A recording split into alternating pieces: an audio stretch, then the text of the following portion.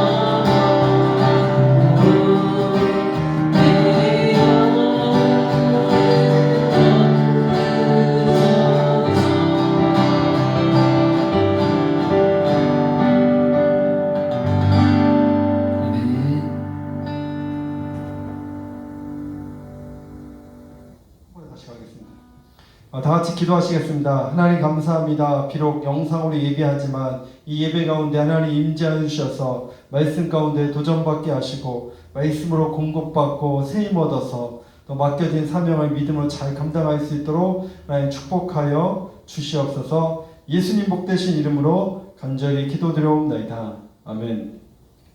영상으로 예배드리지만 여러분 또 가정에서 또 기쁨으로 또 은혜로 예배드렸으면 좋겠습니다. 돌아오는 주일도 역시 영상으로 예배드리고요. 계속해서 새벽 예배도 없고 수요 예배도 이렇게 영상으로 녹화해서 이렇게 올리도록 하겠습니다. 우리 박민영 형제는 월요일 날 이렇게 퇴원했고요. 이제 회복 가운데 있는데 건강을 위해서 계속 기도해 주시면 감사하겠습니다. 네, 오늘 주신 하나님 말씀은 사무엘상 21장 1절부터 6절 말씀입니다. 사무엘상 21장 1절부터 6절 말씀. 다윗이 노베에 가서 제사장 아히멜렉에게 이르니 아히멜렉이 떨며 다윗을 영접하여 그에게 이르되 어찌하여 내가 홀로 있고 함께하는 자가 아무도 없느냐 하니 다윗이 제사장 아히멜렉에게 이르되 왕이 내게 일을 명령하고 이르시기를 내가 너를 보내는 것과 내게 명령한 일은 아무것도 사람에게 알리지 말라 하시기로 내가 나의 소년들을 이러이러한 곳으로 오라고 말하였나이다. 이제 당신의 수중에 무엇이 있나이까? 떡 5덩이나 무엇이나 있는 대로 내 손에 주소서 하니 제사장이 다윗에게 대답하여 이르되 보통 떡은 내 수중에 없으나 거룩한 떡은 있나니 그 소녀들이 여자를 가까이 하지 아니하였으면 주리라 하는지라. 다윗이 제사장에게 대답하여 이르되 우리가 참으로 3일 동안이나 여자를 가까이 하지 아니하였나이다. 내가 떠난 길이 보통 여행이라도 소녀들의 그릇이 성결하겠거든 하물며 오늘 그들의 그릇이 성결하지 아니하겠나이까 하며 제사장이 그 거룩한 떡을 주었으니 거기는 진설병 곧 여호와 앞에서 물려낸 떡밖에 없었습니다. 이 떡은 더운 떡을 드리는 날에 물려낸 것이더라. 아멘. 여러분, 사람은 언제 성장할까요?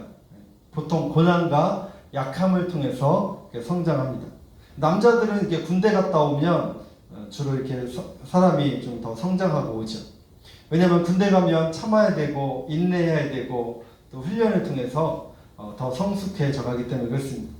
아이들도 보면 부모들이 다 해주죠. 뭐 학원 보내주고 필요한 물건 있으면 사주고 맛있는 거 사주고 그런 것들을 통해서 아이들이 성장할 수 있습니다. 그런데 결정적으로 그 아이들의 생각과 사고가 넓어지는 것은 역시 고난을 통해서 가능하다는 사실입니다.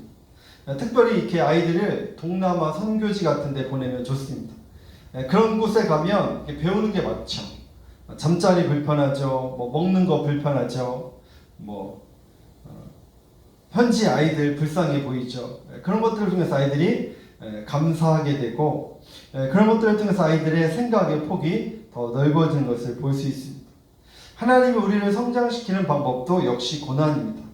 물론 우리가 고난의 이유를 다 알 수는 없습니다. 우리가 너무 쉽게 또 고난을 판단해서도 안 됩니다. 또 어떤 분은 집사님 예배를 안 드리니까 그런 어려움이 있는 거야 이렇게 얘기하시는 분도 있는데 그런 표현들은 우리가 조심해야 됩니다. 우리가 고난은 다 해석할 수 없지만 우리에게 고난이 찾아올 때 하나님 왜 나입니까가 아니라 하나님 내가 무엇을 배우기를 원하십니까? 이렇게 물으며 기도해야 됩니다. 보통 우리에게 어떤 고난이 있을까?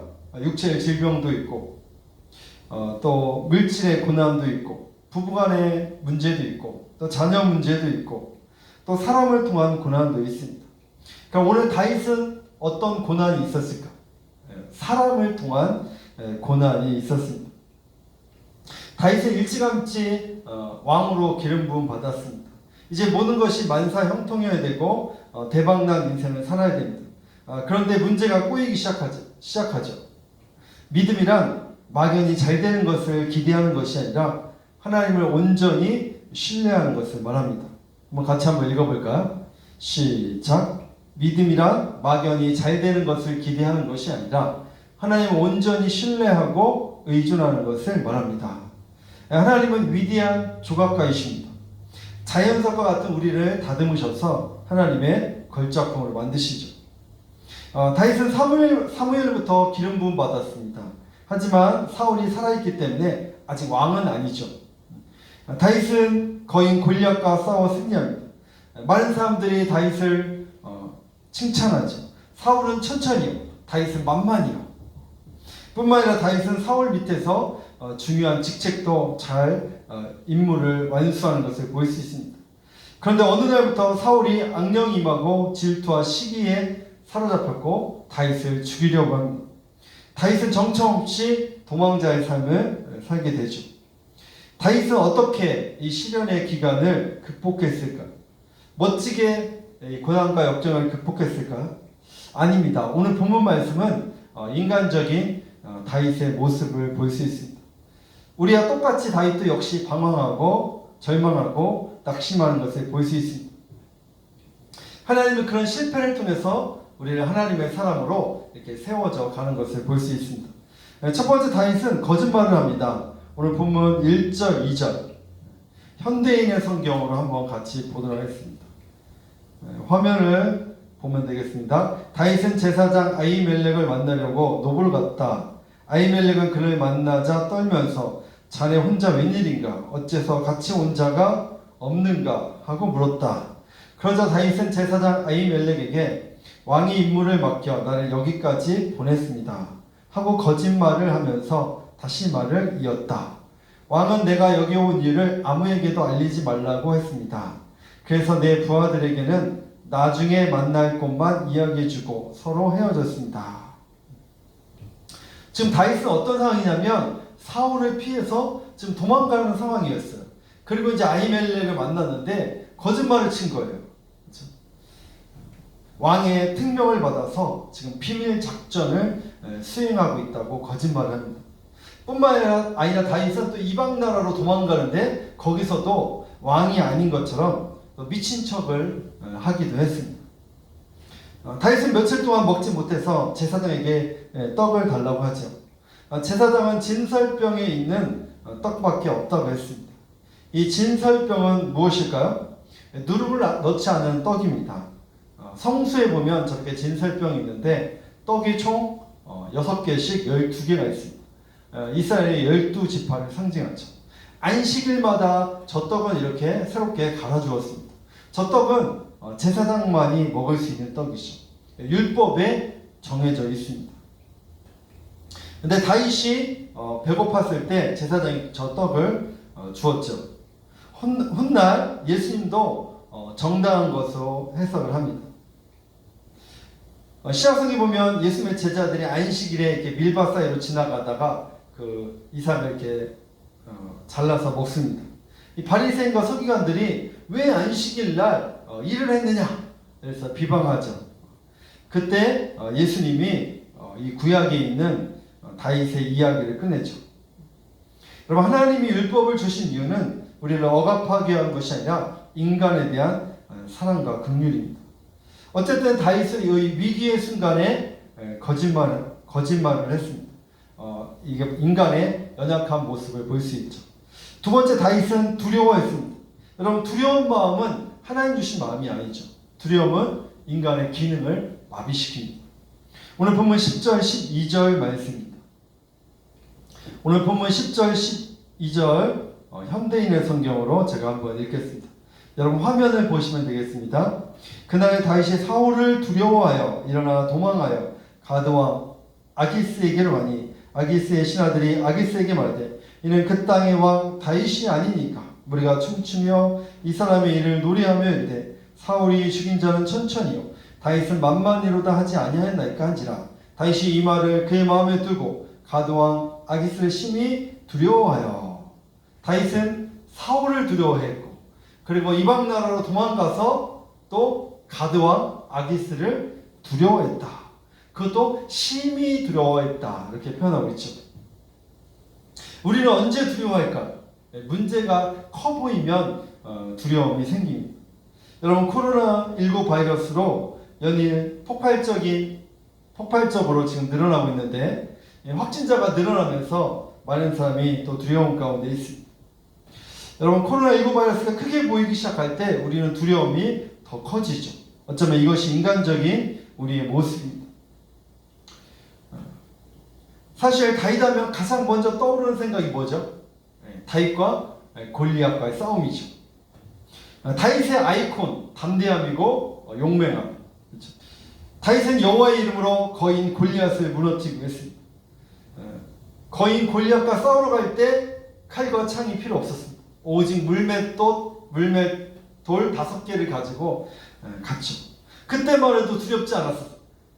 만군의 여호와의 이름으로 그는 승리했던 다윗이 이제 두려움 가운데 사로잡혀 있습니다. 어쩌면 이 초라한 모습이 또 우리의 모습일 수도 있습니다. 여러분, 이스라엘 백성이 출애굽 후에 애국 군대들이 쫓아오죠. 그때 이스라엘 백성들의 마음이 어떠했을까? 오늘 출애굽기 14장 10절 말씀 볼까요?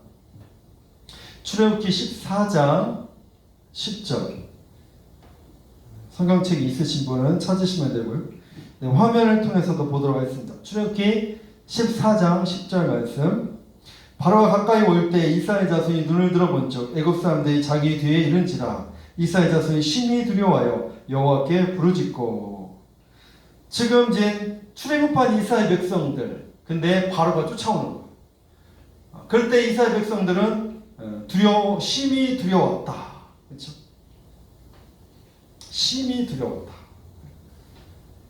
지금 애국 군대들이 그 전차 그리고 말 발굽 소리 듣기만 해도 막 간담이 서늘하고 심장이 두근두근했을 것입니다. 죽음의 공포가 그들을 엄습한 것이죠.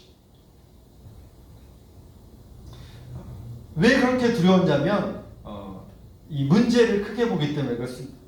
여러분은 무엇을 바라보고 계십니까? 문제보다 크신 하나님을 바라보시기를 축복합니다. 사방에 우주싸움을 당하여도 우리에겐 길이 있습니다. 그렇죠? 앞이 막혀있고 뒤가 막혀있고 양옆에 막혀있을 때라도 여러분, 우리에게 하늘의 길이 있습니다. 이스라엘 백성들이 앞으로 갈 수 없을 때 하나님은 바다에 길을 여시고 길을 내시죠. 그래서 우리는 믿음의 사람들은 망했다, 끝났다 이런 말을 쉽게 하면 안 되죠. 혹시 우리 가운데 두려운 분이 있으십니까? 제자들이 폭풍을 만나서 두려워할 때 예수님이 주신 말씀이 있습니다. 마가복음 6장 50절 말씀입니다. 마가복음 6장 50절. 그들이 다 예수를 보고 놀랍니다. 이에 예수께서 곧 그들에게 말씀하시되 안심하라 내니 두려워하지 말라. 안심하라 내니 두려워하지 말라. 예수님이 지금 제자들에게 주신 말씀입니다. 혹시 우리 가운데 두려움이 있다면 이 주님의 음성이 들려주시길 축복합니다. 찬송가 419장에 보면 주 날개 및 내가 평안히 쉬네 이런 가사가 있습니다. 주 날개 및 내가 편안히 쉬네 밤 깊고 비바람 불어쳐도 아버지께서 날 지켜주시니 거기서 평안히 쉬리로다. 거친 풍랑이 있을지라도 여러분, 주님이 함께 하시면 그곳은 천국입니다. 화면을 볼까요? 아무리 좋은 환경이라도 주님이 떠나가시면 거기는 지옥이 되는 거예요. 그렇죠? 지금 찬송가 419장에 보면 비바람 불어쳐도 하나님이 함께 하시면 그곳에는 평안이 있는 것입니다. 어려움을 당할 때 믿음을 여러분 포기하지 마시길 바랍니다. 지금 혼란을 당하고 있지만 우리 앞에 영광스러운 그날을 생각하면서 우리는 믿음의 길을 걸어가야 됩니다. 베드로전서 1장 7절 말씀입니다. 한번 찾아볼까요? 베드로전서 1장 7절 말씀. 너희 믿음의 확실함은 불로 연단하여도 없어질 금보다 더 귀하여 예수 그리스도께서 나타나실 때의 칭찬과 영광과 존귀를 얻게 할 것이다. 여러분, 불로 이렇게 재련한 금도 귀하고 아름답죠. 그러나 금보다 더 소중하고 금보다 더 귀한 것은 믿음이에요. 믿음. 고난을 통과한 믿음이다. 여러분, 고난을 통해서 연단되고 정결케 되는 것, 그게 더 귀하다는 것이죠. 여러분, 주님 앞에 설 때 우리에게 칭찬과 영광과 존귀를 얻게 된다고 말하고 있습니다. 여러분, 성도도 어두운 밤을 지나갈 때가 있어요. 여러분, 기름 부은 왕이라도 어두운 밤을 지나갈 때가 있습니다. 신앙생활 못했던 사람이 아니라 잘했던 사람도 어둠의 터널을 걸어갈 때가 있습니다. 다윗도 고난 가운데 두려워했죠. 심지어 아히멜렉 제사장에게 칼이나 창이 있으면 달라고 했어요. 오늘 본문 8절 말씀 볼까? 본문 8절. 다윗이 아히멜렉에게 이르되 여기 당신의 수중에 창이나 칼이 없나이까? 왕의 일이 급함으로 내가 칼과 무기를 가지지 못하였나이다 하니. 다윗은 너무 두려운 나머지 칼과 창도 달라고 했어요. 다윗이 오늘 사건을 통해서 시편 34편에 자신의 그 옛날의 그 삶을 뒤돌아보며 쓴 시가 바로 시편 34편입니다. 시편 34편의 8절 말씀만 한번 보도록 하겠습니다. 시편 34편 8절 시작. 너희는 여호와의 선하심을 맛보아할지어다. 그에게 피하는 자는 복이 있도다. 다윗이 위기를 경험하면서 느낀 점이 있는 거예요. 그렇죠? 막 도망갔잖아요. 막 피했잖아요. 그때 칼과 창이 나를 지켜준 게 아니었던 거예요. 결정적인 게 뭐예요? 하나님께 피하는 자가 복이 있다. 하나님을 의지하는 자가 바로 하나님이 피할 길도 주신다는 거예요. 다윗은 두려워서 칼과 창을 찾았는데 나중에 보니까 칼이 지켜준 게 아니라 하나님이 지켜준 거예요. 그래서 하나님을 의지하는 자, 하나님께 피하는 자가 복이 있다. 이렇게 표현하고 있습니다. 여러분, 아무리 우리가 세콤을 많이 설치하고 세콤이 우리를 지켜주는 게 아니라는 것이죠. 하나님이 지켜주신다. 하나님만이 피난처시고 하나님만이 나의 도움이시다. 이게 다윗의 고백인 것입니다. 저와 여러분의 믿음이 금보다 더 귀한 믿음, 고난 가운데 포기하지 않고 고난 가운데 주님을 의지하고 주님 약속의 말씀 붙들고 살아가는 저와 여러분이 되시기를 주님의 이름으로 축복합니다. 기도하시겠습니다. 하나님, 우리의 믿음이 정금같이 하나님 단련되어져서 금보다 더 귀한 믿음이 되어지게 하여 주시옵소서. 특별히 고난의 터널을 통과할 때, 또 메마른 사막 가운데 있을 때, 특별히 광야 가운데 있을 때 낙심하고 절망하지 않게 해 주시옵시고, 인간적인 방법으로 육신의 생각으로 살아가지 않게 해 주시옵시고, 하나님 주신 약속의 말씀 붙들고 믿음으로 승리할 수 있도록 하나님 축복하여 주시옵소서. 하나님, 어려운 시대를 통과하고 있습니다. 어려운 기간을 하나님 건너가고 있습니다. 우리 사랑하는 성도들 절망하고 낙심하지 않게 해 주시옵시고, 하나님 약속의 말씀 붙들고 승리할 수 있도록 축복하여 주시옵소서. 이제 우리 주 예수 그리스도의 은혜와 하나님 아버지의 끝없는 사랑과 보혜사 성령 하나님의 내주교통 충만하심, 하나님의 약속의 말씀 붙들고 믿음으로 승리하기를 원하는 사랑하는 성도들 머리 위에, 또 영상으로 예배하는 모든 성도들 머리 위에 이제부터 영원토록 함께 하시기를 간절히 축원하옵나이다. 아멘.